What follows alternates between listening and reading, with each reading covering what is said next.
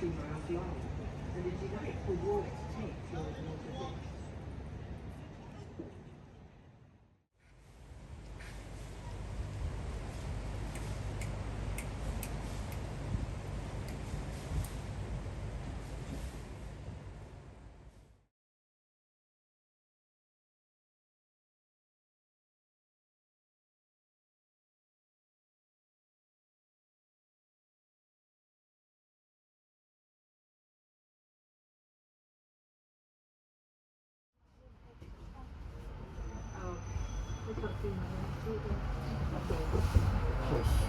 We are now at stop 1, Stacks and the Chester Bus Interchange.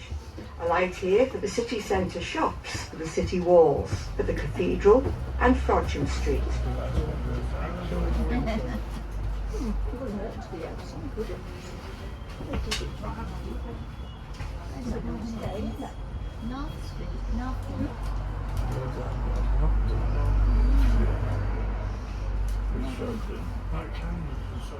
The Chester mystery plays originated in the 14th century, nearly 700 years ago.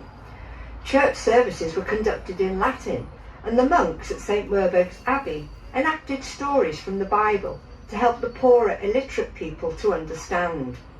Eventually, this proved too disruptive, and the plays were moved outside the Abbey. Various craftsmen's guilds adopted them, with, for example, the bakers, the grocers and the millers performing the Last Supper, and the ironmongers enacting the Crucifixion. The guilds staged their plays on open wagons which trundled through the streets to venues where audiences had gathered. Mystery plays were banned nationally in the 16th century, with Chester being the last to concede in 1578. Revived in 1951 for the Festival of Britain, they have since been staged every 5 years, proving to be one of the city's most popular attractions.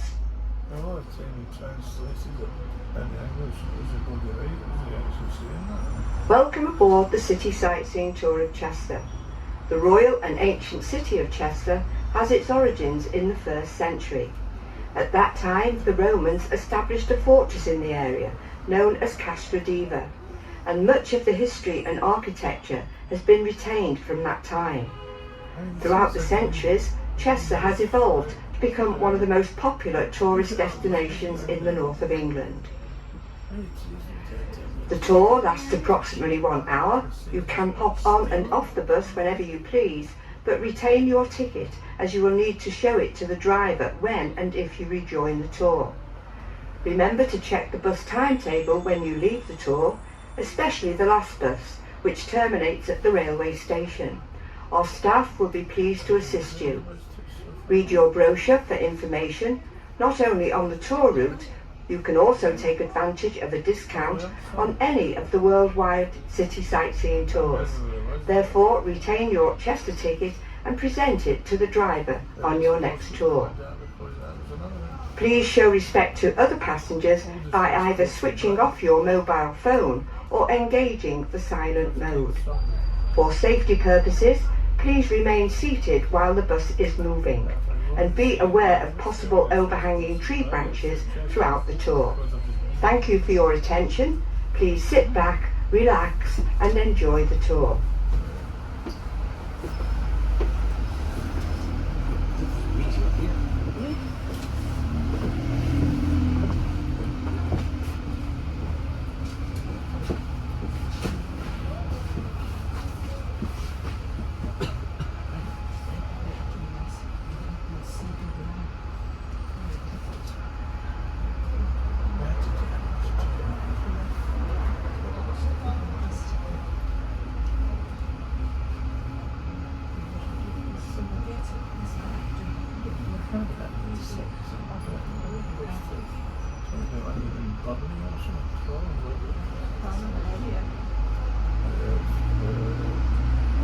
The name gorse stacks derives from the Middle Ages, when city bakers used wild gorse in the baking of bread.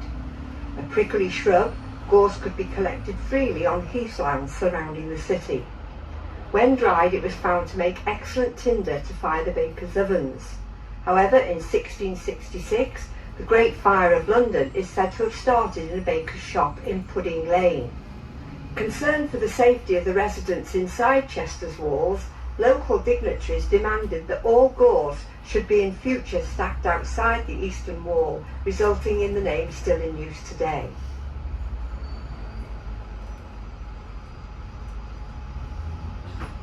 Ahead is a stretch of the Shropshire Union Canal. In medieval times and earlier, the area was known to be the site of Chester's jousting croft. Additionally, every Sunday after attending church, it was compulsory for the men and the boys of the city to gather here in order to improve their archery skills. The Cheshire Archers, as they became known, were always in the forefront of the army and were able to fire a minimum of 12 arrows a minute. At the Battle of Agincourt in the early 15th century, it's said that thousands of the enemy fell in a very short time. As a result, the enemy became so fearful of the archers that if they were ever able to capture one, then they would immediately amputate the first two fingers on each hand, thus ensuring that he would never be able to use the bow again. The bowmen retaliated by holding their arms aloft, waving their still existing fingers in the air, resulting, it's said, to be the origin of the more unsavoury two-fingered sign used throughout the world today.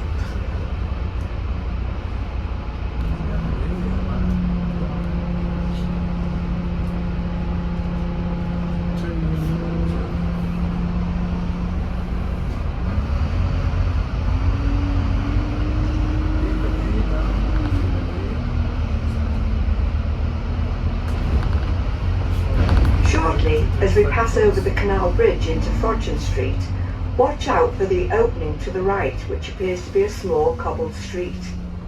The Roman easterly wall can be seen at the far end of this walkway, and situated in the wall is a gate dating from 1275, which is still known today as the Kale Yard Gate. The monks grew a lot of kale in their vegetable gardens, which was situated just outside the walls in the area ahead to the right. Prior to this time, the monks had to endure a long walk from the abbey to reach the gardens. For over 200 years they petitioned for a gate closer to them, but their requests were routinely denied, as it would create a weakness in the defensive wall. Eventually, King Edward I granted them permission as long as 3 conditions were met. The gate had to be strong and defensive, it had to be low enough to prevent a horse being ridden through it, and it had to be locked every night at curfew time, a tradition that has continued every night for well over 700 years.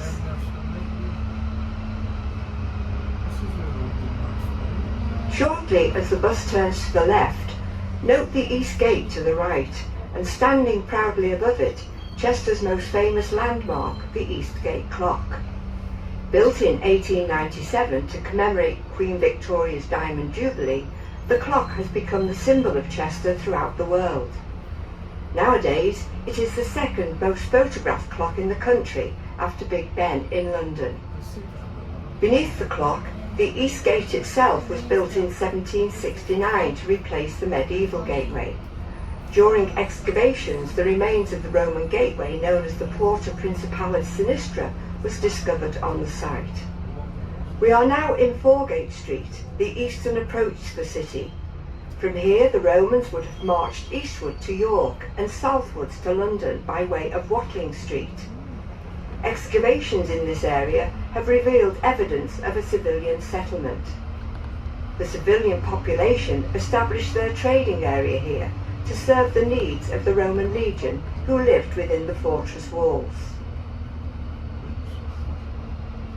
Ahead and to the right is one of Chester's original timber frame buildings. Built in 1571, it is typical of the architecture of that time, with the first story overhanging the lower and supported by wooden pillars. In earlier centuries, taxes were paid according to the amount of land taken up by the building area, and consequently, properties such as this were built as small as possible at ground level and extended outwards at first story level, as typified here. Obviously, by doing so, large amounts of money were saved, and one might say that this was an early example of tax evasion.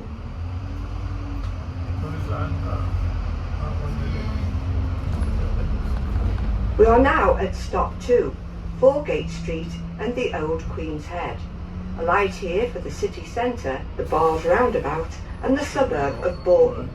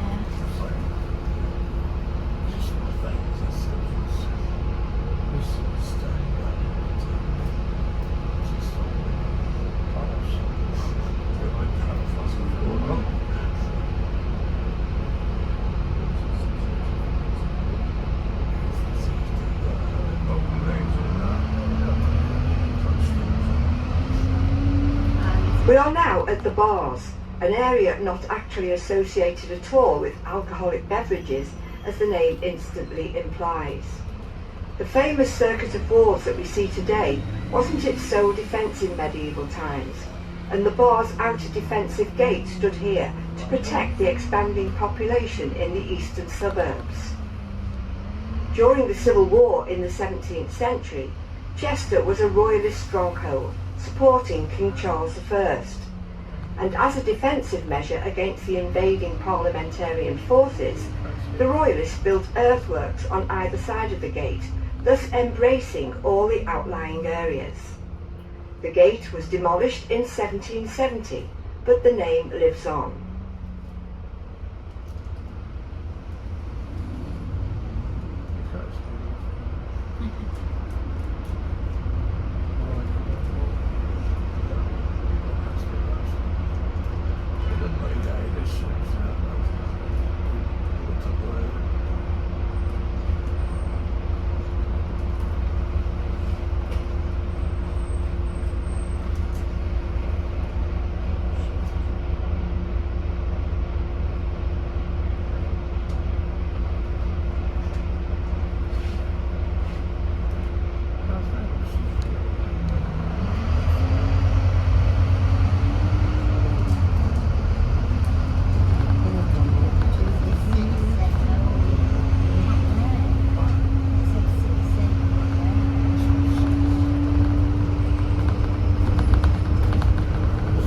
We are now approaching stop 3, City Road.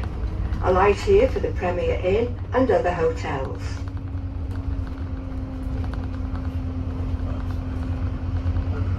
As the bus crosses over the canal ahead, look to the right. Beyond the apartments is the Lead Shot Tower. It was built in 1799, and by 1801 it was manufacturing lead shot or musket balls to be used in the Napoleonic Wars. Workers carried heavy lead ingots to the top of the tower, where they were then heated in crucibles until they became molten liquid. Arsenic was then added as a hardening agent. This deadly concoction was then poured down the tower, where it passed through large metal sieves, forming globules of lead. It then landed in a bath of water, and when retrieved, it was a perfectly spherical lead shot. Even today, it is still considered to be the cheapest and most efficient way to produce shot, but due to the metal's poisonous nature, it is no longer permitted. We are now at stop 4, the railway station. If you are leaving now, then we hope that you have enjoyed both the tour and your visit to Chester.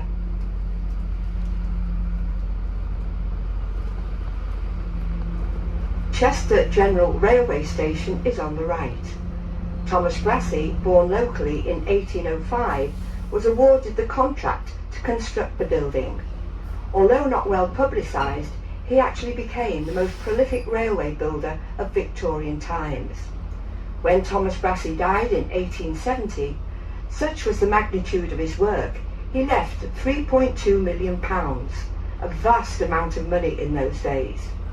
The foundation stone for the station was laid in August 1847, and the grand opening took place on the 1st of August 1848, which meant that it took less than a year to reach completion, an extraordinary achievement. The fashionable London architect Francis Thompson designed the building in the elegant Italianate style, and the station laid claim to the longest facade in the country when it was built, 1,110 feet long. Chester is proud of a number of famous people who have had associations with the city. The politician John Prescott lived in Chester when he was a boy, and the former Prime Minister William Gladstone had a home just across the border in North Wales. The Beatles, Liverpool's most famous group, performed in Chester on several occasions. John Lennon's grandmother, Annie Millwood, was born in the city townhouse of the Earls of Shrewsbury. Today this building is known as the Bear and Billet Pub in Lower Bridge Street. Charles Kingsley, the author of The Water Babies, was a canon of Chester's Cathedral in 1870. Lewis Carroll, who lived nearby, was the author of Alice in Wonderland, which featured the famous Cheshire Cat. Daniel Craig, the famous theatre and film actor, was born in Chester in 1968. He attained international fame in 2005 when he was given the role of James Bond in the film Casino Royale.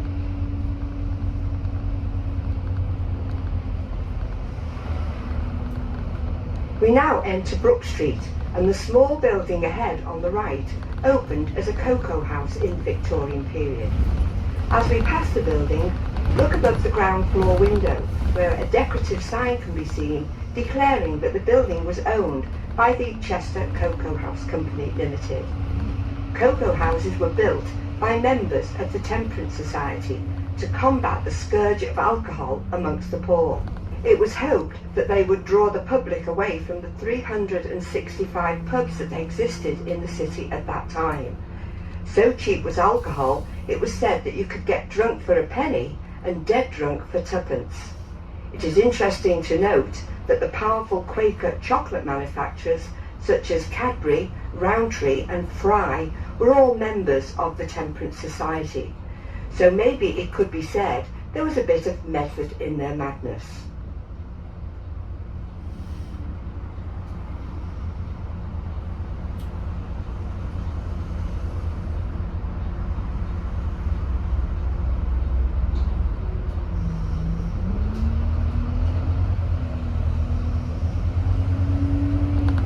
Entering Hoole Way, we can see directly ahead of us that Chester Cathedral dominates the skyline.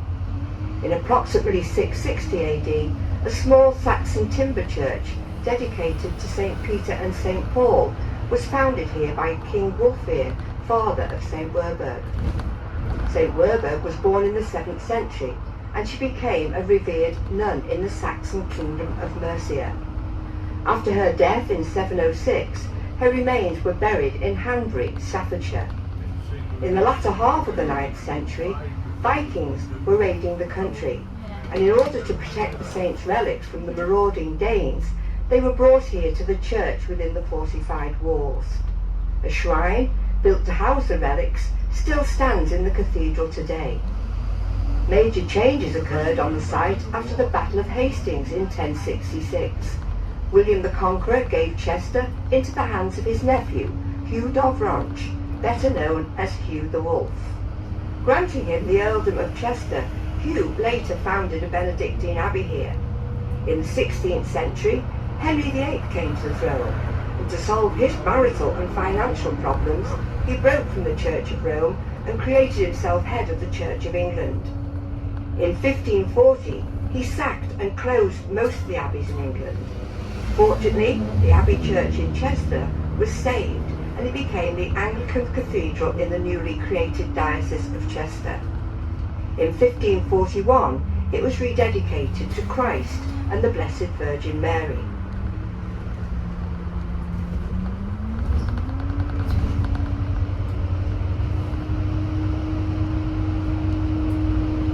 As we exit the roundabout and move into Grosvenor Park Road, the red brick building on the left was designed in the Dutch style by the famous local architect John Douglas. The building date, 1884, can be seen in the Flemish gable brickwork. For many years this building was used as Chester's first police headquarters until a more modern building replaced it in the 1960s.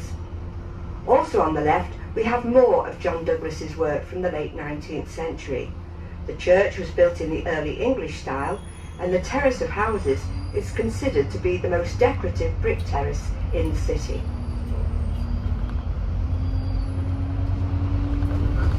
Beyond the terrace and again on the left is Grosvenor Park Lodge, which was built as the park keeper's residence in the 19th century. Constructed of stone at ground level with carved half timbering on the upper floor, it is the first known use of black and white timber framing by the architect John Douglas. Ahead and to the right are the Victorian public swimming baths, the work of the talented local architect John Douglas. Built in a mixture of red brick and mock Tudor style in 1900, it still serves today as a swimming pool for the local swimming clubs and schools. On the left is Grosvenor Park. Richard Grosvenor, the second Marquess of Westminster, gave this 20 acres of land to the citizens of Chester to provide them with a park for their recreation. The Marquess paid for the design and laying out of the park, and to show their gratitude, the local citizens contributed about £5,000 for a marble statue of the Marquess, which can still be seen in the park today. We are now at stop 5, Vicar's Lane, a light here for Grosvenor Park, the Roman Amphitheatre and St John the Baptist Church. Chester's first public meeting place, the Roman Amphitheatre, is on the left, where it was built in a commanding position on the southeastern side of the fortress. Archaeological evidence suggests that the first amphitheatre was built around 80 AD, later to be replaced by a larger monumental stone structure. The outer walls reached 30 feet, twice the height of the city walls seen ahead, and providing seating capacity for approximately 7,000 people. Recent excavations reveal the outer walls of the two structures. The modern low sandstone walls rest on the top of the original walls buried beneath them. The large mural on the rear wall creates the illusion of how the total amphitheatre would have appeared in the Roman times. It was the largest stone amphitheatre built in Roman Britain, and is known today as the Lost Colosseum.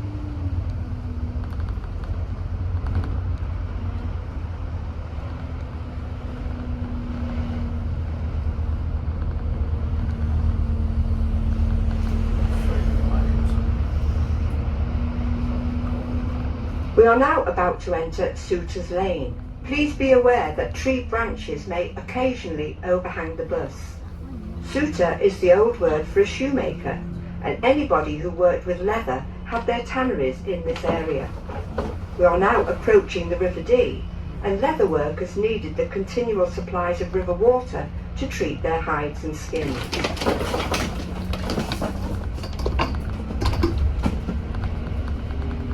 We are now approaching stop 6, the Groves, a light here for river trips and riverside walks.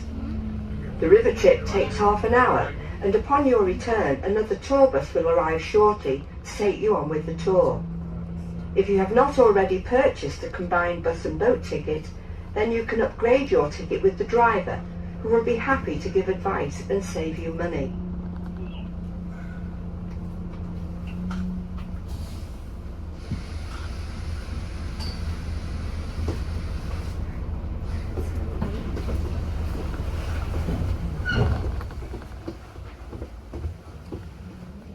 Welcome aboard the City Sightseeing Tour of Chester. Before we move away, please listen carefully to the following safety instructions. To indicate that you wish to get off the bus, please ring the bell to alert the driver. Because standing up can be dangerous, it is essential that you remain seated whilst the bus is in motion. Please wait until the bus stops before descending the stairs. Smoking is not allowed on the bus, and for the benefit of other passengers, we request that you switch off your mobile phone or engage it in the silent mode. Along the route, please be aware that tree branches may occasionally overhang the bus. Thank you for your attention. We hope you enjoy your tour of Chester.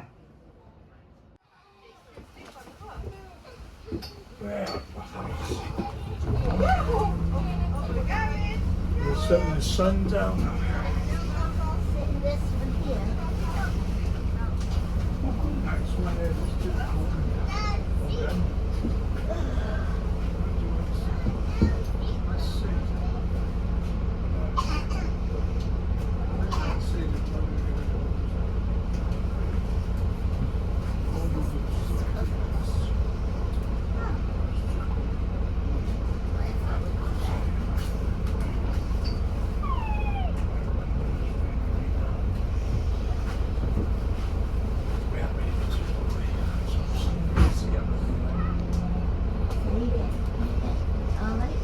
This area is known as the Groves and was laid out by the Victorians and became their favourite meeting place.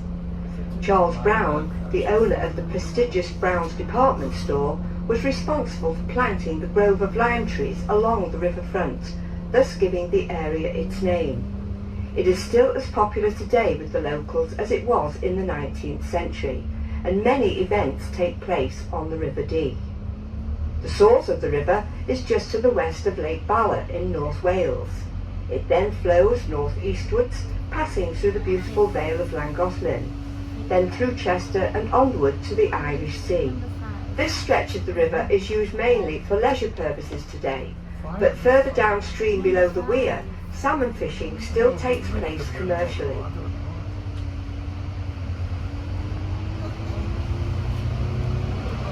We now leave the Groves and the River Dee behind to retrace our way up Suitors Lane. Between the city walls and the low boundary wall to the left is what is known as the Roman Garden, although it certainly wasn't a garden in Roman times. It was developed in the 1940s to display some of the many Roman artefacts that have been found around the city during excavations. A fine view of the gardens can be seen as we turn left at the top of the lane. Directly ahead, as the bus reaches the brow of the hill, can be seen a ruined tower set in a grassy area. This is the south-east angle tower of the old Roman fortress, and is where the eastern wall ended and moved westward, thus creating the southern wall of the fortress. We are now approaching stop 7, Pepper Street, A light here for the Rose, the city centre shops, the city walls for the cathedral, and the Diva Roman experience.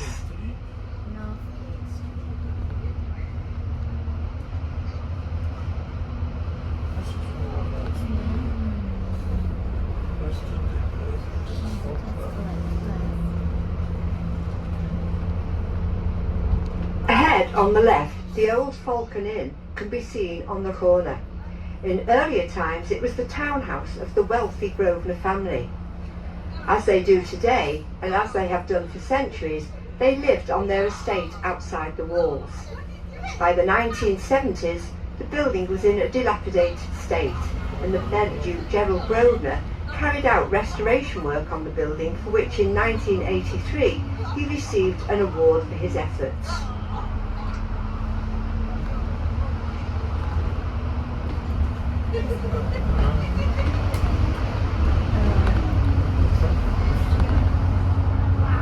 We are now at stop 8, Grosvenor Street.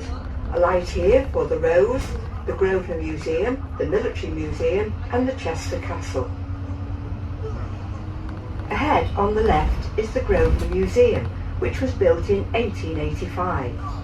The museum is named after Hugh Grosvenor, the first Duke of Westminster, who donated the land and also subscribed £4,000 towards the building costs.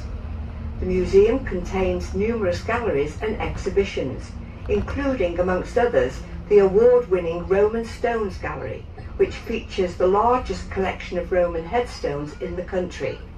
Admission is free, but donations are appreciated.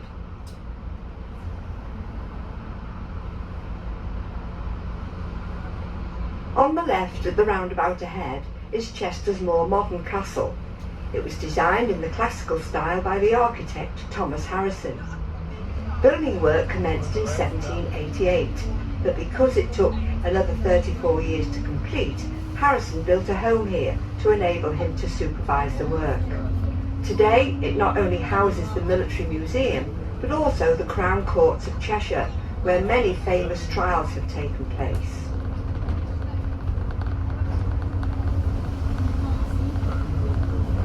Chester's famous racecourse can be seen to the right. Horse racing began here in 1540, making it the oldest racecourse in Great Britain. Before racing took place, the area would have been a sports ground of sorts. Centuries ago, this is where the apprentices of the Craftsmen's Guild played football, but sad to say that even in those times, the games had to be abandoned because of spectator violence. Prior to this, the area was a water meadow. As high tides of the river came in, the area would flood. However, all was left in the centre of the flooded area was a small island with a sandstone cross upon it. The old word for cross was rood, and one of the old words for an island was an E, and consequently that's how the racecourse came by the name it's known as today, the Roodie, or the Isle of the Cross. Beyond the roundabout ahead can be seen some wrought iron gates, which highlight just one of the original entrances to the Eaton Hall estate, home to the Duke of Westminster. The exit roads ahead and to the right are various routes from the city into North Wales.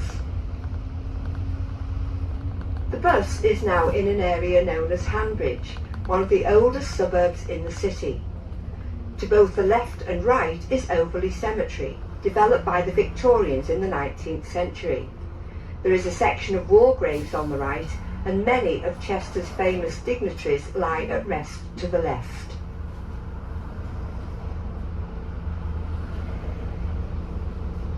Overley Cemetery opened in 1850 and was the resting place of many interesting characters.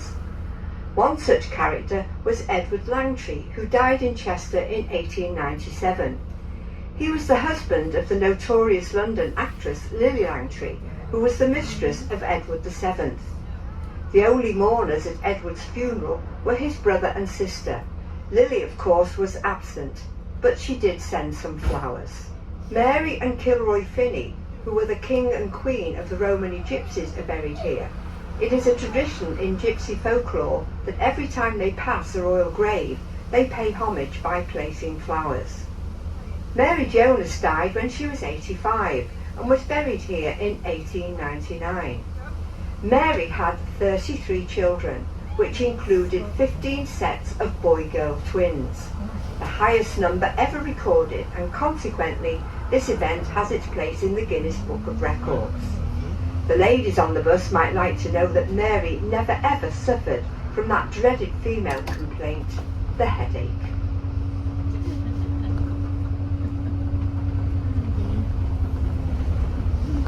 In the 19th century, Handbridge became known as the Duke's Village. At that time, the first Duke, Hugh Lupus Grosvenor, set about building many of his estate workers' homes here. Look for the decorative houses coming into view on the left, which carry a blue-black diamond pattern in the brickwork. Fashionable in Tudor times, it was revived by the Victorians. The Duke employed this style in many of his brick properties because it appeared to portray lots of interwoven W's, thus highlighting the Westminster title. So delighted was he with his elevation to the dukedom that he emblazoned the pattern on numerous buildings around the city and beyond. Ahead on the left is a church known as St Mary's without the walls. The church was consecrated in 1887, replacing the Church of St Mary's on the Hill, which stands within the city walls. The first Duke of Westminster paid for the parish church to be built so that his employees who lived in the village would have a place to worship. The Romans quarried vast amounts of sandstone in the Handbridge area. Ahead on the left is an area of parkland known as Edgar's Field. Two large outcrops of the exposed quarry face can still be seen, and carved into one of the faces of the rock is the Roman shrine dedicated to the goddess Minerva. According to legend, King Edgar, the first king of all England, had a palace here. When he visited this site in the 10th century, 8 vassal kings rowed him up the river to St John's Church and then back down again to show their allegiance to him.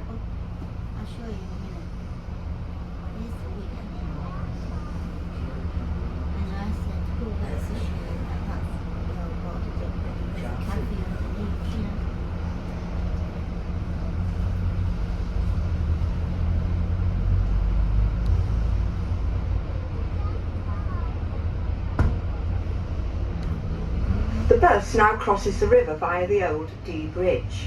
It is believed that a Roman ford once crossed here, and several wooden bridges stood here before the present stone bridge was built in the 13th century.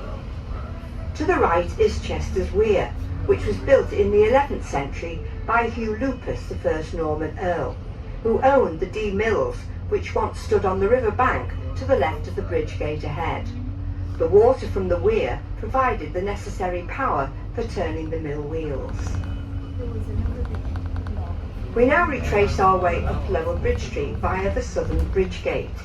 Designed by Joseph Turner, it was built in 1782 to replace the medieval gate that once stood there. It is sometimes known as the Welsh Gate because in the past it was the only route into Chester from North Wales, and consequently this approach into the city was always heavily defended.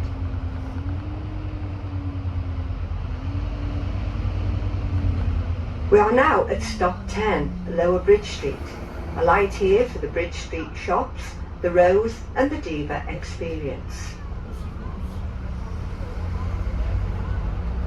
On the left is the old King's Head Hotel, built in 1622 to be the Chester home of the Randall Hume family. They were wealthy merchants and constructed this lovely building from second-hand ship's timbers that they acquired from the old port of Chester. Could this have been done for economy, or was it that the Randall Hume family were pioneers of the recycling that is so important today?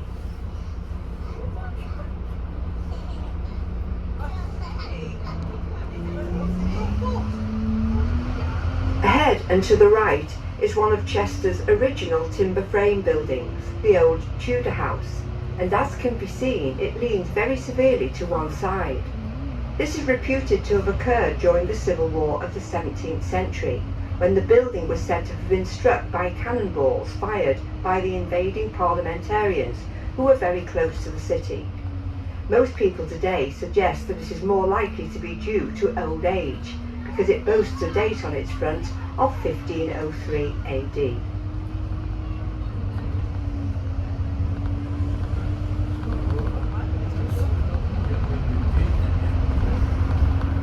The Military Museum of the 22nd Cheshire Regiment is housed in the northern wing of the castle, once part of the regimental barracks. The regiment was raised in 1689 on the Rue D, the site of Chester's Racecourse, but sadly in 2007 they were amalgamated with the Worcester and Staffordshire regiments to become the Merseyside Regiment.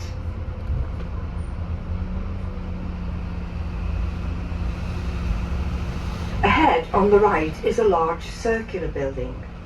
The site was previously occupied by the Cheshire County Police Headquarters. The new building, completed in 2010, is still known as HQ and houses an hotel, restaurants, offices and private residences. The modern architecture has been thoughtfully designed in the style of a Roman Colosseum and has already received a prestigious award. Many Roman artefacts were unearthed during the building programme, some of which are displayed throughout the site. We are now entering Nicholas Street, approaching stop 11, a light here for the Rue D Racecourse. And immediately on the right is Chester's modern Magistrates Court. Designed by the Cheshire County Architects Department, it was built in 1991 in the style of a Roman villa. It was given a Civic Award in 1995 for blending a fine example of modern architecture into an historic site. The elegant terrace of Georgian townhouses ahead on the left were built in the 1780s. Designed by Joseph Turner in the fashionable London style, it is the longest example of this type of property remaining in Chester. Similar properties, which used to stand to the right, were demolished in the 1960s to make way for the Inner Ring Road. In the 19th century, the houses were mainly occupied by doctors who lived and practised here, and hence the local people of the day nicknamed the street Pillbox Promenade.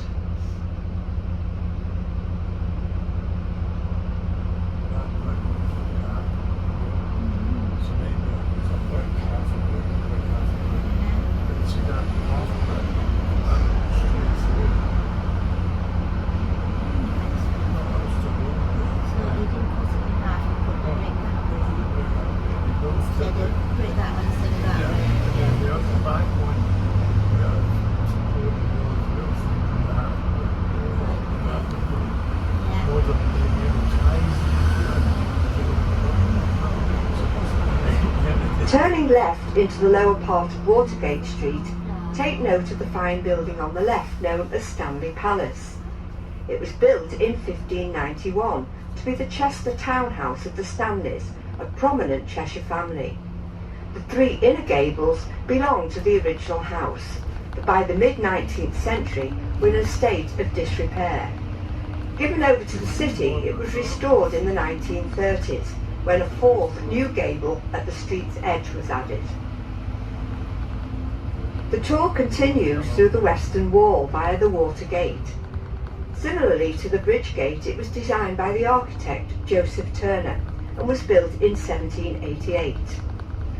As the name suggests, it leads through to the old port area of the city, where the River Dee flowed close to the city walls. The custody of the gate was given to the Stanley family, who were later to become the Earls of Derby.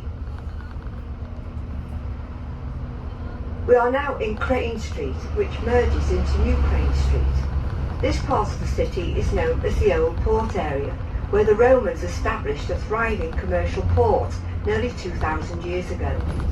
In the Middle Ages, the Crane Wharfs were situated just outside the Watergate and ran along the western city wall. In 1558, Chester's port was recorded as second only to Bristol as the leading port on the western coast of England. The gradual silting up of the river throughout the Middle Ages made the port difficult to use, and large vessels were eventually unable to reach Chester. By 1735, a new port area, New Crane Wharf, was established, enabling ships of up to 200 tons to reach the city.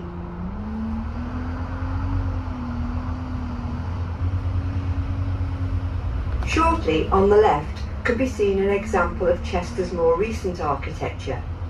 Built in the shape of a sailing ship, it is known by the residents as Noah's Ark and was built to be Chester's new Scout headquarters. In total contrast on the right is the old water tower, which was built in 1322 at a cost of £100. It was built for two reasons: firstly, to provide extra defence for the city, and secondly, to provide moorings for the larger ships unable to reach the harbour. It is said that the tower was built by the women of Chester whilst the men were away fighting. The local women of today say smugly that is the obvious reason why it's still standing in such excellent condition today. As we turn right, the Shropshire Union Canal and Tower Wharf are on the left. To the right, the three black and white staircase locks were hewn out of solid rock in order to provide the means for raising and lowering barges some 33 feet between the upper canal and the lower canal basin. These locks, together with the canal basin, were designed by Thomas Telford, the famous engineer. Construction work started on the Chester Canal in 1772, but due to financial and engineering difficulties, Chester had to wait another 25 years before it became an important canal port. After the demise of Chester's river port, the canal system provided Chester with essential trade links to the port of Liverpool and the national network of canals.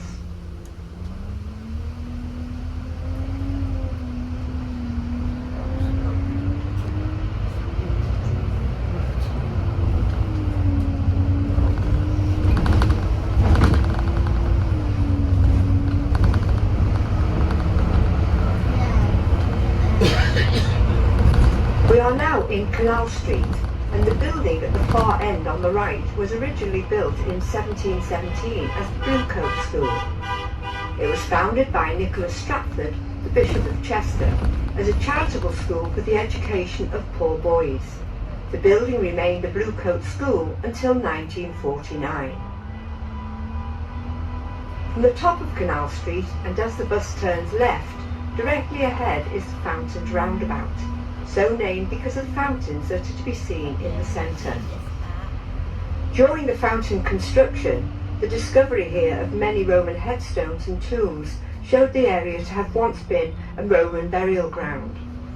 The legions of Rome always buried their dead well away from their fortresses, because being a pagan people and believing in ghosts and evil spirits, they certainly wouldn't have wanted any such visitations whilst in their beds at night.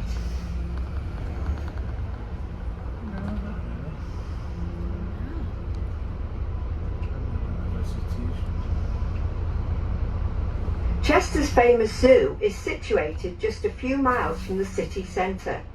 The founder, George Mottershead, visited a zoo in Manchester when he was a young boy in 1903. As an animal lover, he was horrified to see all the animals were kept in cages, and it fueled his concept of building a zoo without bars. He eventually bought land and a rundown property near Chester called Oakfield. George and his family worked hard to build up the zoo and help realise his dream. Instead of bars, moats, ditches and grassy woodlands were created to protect the public. Although there was great opposition from local residents, the zoo was finally opened to the public in 1931. Set in lovely grounds, the zoo's land area and species of animals have greatly increased over the years, thus enabling their important conservation programme to continue.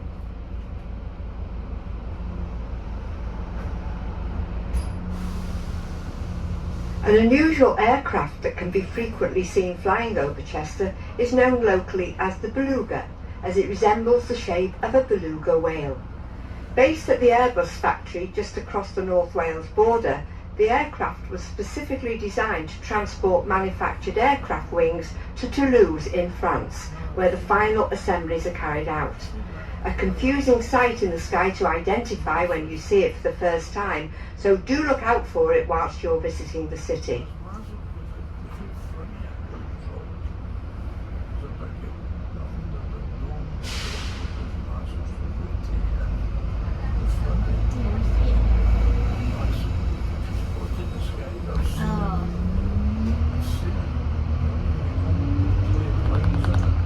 When we turn right at the bottom of Delamere Street, the city northern wall will be directly ahead.